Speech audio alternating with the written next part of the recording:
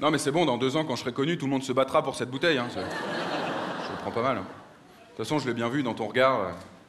Qui c'est ce con, avec ses cheveux coiffés comme un dessous de bras, avec la chemise de Marc-Emmanuel de Tous Ensemble. Marc-Emmanuel. Un prénom d'apôtre, un prénom de pute. Marc-Emmanuel, vous savez, Tous Ensemble, c'est la version low cost des Maçons du Cœur. Je sais pas s'il y en a qui connaissent cette émission. C'est une émission de télévision américaine où t'as des maçons qui viennent en aide à des gens pauvres ou qui n'ont pas de bol. Enfin, pauvres et qui n'ont pas de bol, parce que ça va quand même souvent bien ensemble. Et là-dedans, t'as Ty, le chef de chantier, qui hurle dans un mégaphone. Il est là. « Salut, famille Frédérickson !» Hurler dans un mégaphone. C'est pas très utile, hein, on est d'accord. Ça revient à, je sais pas moi, tuer un mort.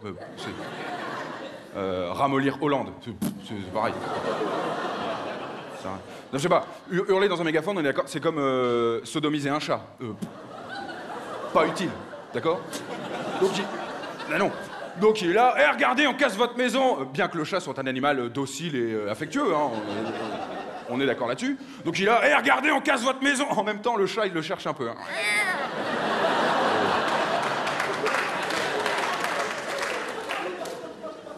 Se calmer, Kiki, hein? Donc bref, il est là, hein, je vous le disais, il est là avec la famille Frédérickson. Regardez, on casse votre maison, on est en train de détruire votre maison. Sauf que parfois, il le pose pendant les moments d'émotion. Merde. J'ai choisi de refaire une grande chambre pour le petit Brighton qui a perdu ses 2 bras. J'avais tellement de peine lorsque je l'ai poussé de sa balançoire.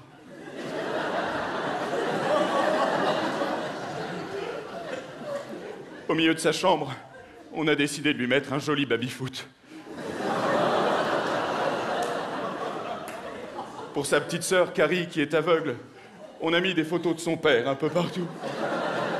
Son père qui est mort avant d'avoir connu sa mère. Qui, elle, subit une opération de la pomme d'Adam. Oui, donc c'est toujours un peu exagéré, les Maçons du Cœur.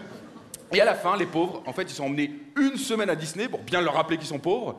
Et à la fin, ils reviennent. Sauf qu'un grand bus cache leur villa. Donc ils sont obligés de dire « Move that bus » pour voir ce qu'il y a derrière le bus. Donc ils crient « Move that bus », sauf quand il y a un sourd et muet dans la famille. À ce moment-là, ils s'arrangent, hein, ils font... Comme ça. Ouais. Je sens que j'ai peut-être un peu choqué. Bon, s'il y a un sourd et muet qui a été choqué parce qu'il a entendu, il faut tout de suite qu'il me le dise.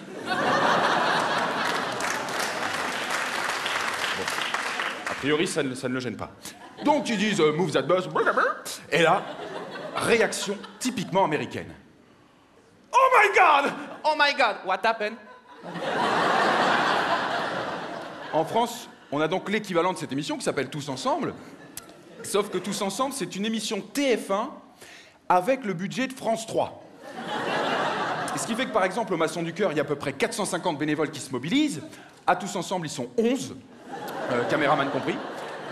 Et donc, le résultat n'est pas pareil qu'au Maçon du Cœur. Vous savez, le résultat, c'est un peu comme dans l'émission Déco. Ou d'ailleurs, dans cette émission, au lieu d'un bus, tu as les mains de Valérie Damido. Peu de choses près, c'est pareil, quoi. Voilà. Et, ah bah, Valérie Damido, quoi. Un chantier dans un chantier, le bazar. Non.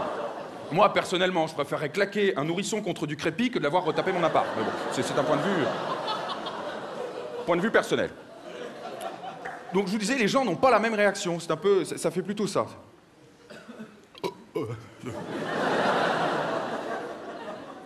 Ah ouais, ça change. Hein? Ah bah j'aurais pas mis ça là, pareil. Comment? Vous avez retapé le meuble que je voulais jeter? Oui, non, je vais le jeter quand même. Et ça cartonne à la télé. Il y en a qui m'ont vu d'ailleurs à la télé. Ah, je vois que ma popularité me dépasse. J'ai fait On ne demande qu'à en rire. 5 passages. En 2 saisons arrêtées. 5 passages, ils applaudissent, waouh. Bon, je suis un peu demi-pensionnaire. Et vous savez, à la fin de ces 5 passages, il y a une dame qui a voulu me soutenir. Elle m'a envoyé un petit mail, elle m'a fait « Tu sais, c'est pas parce qu'on n'y arrive pas à la télé qu'on n'y arrive pas plus tard. Regarde Chimène Badi. »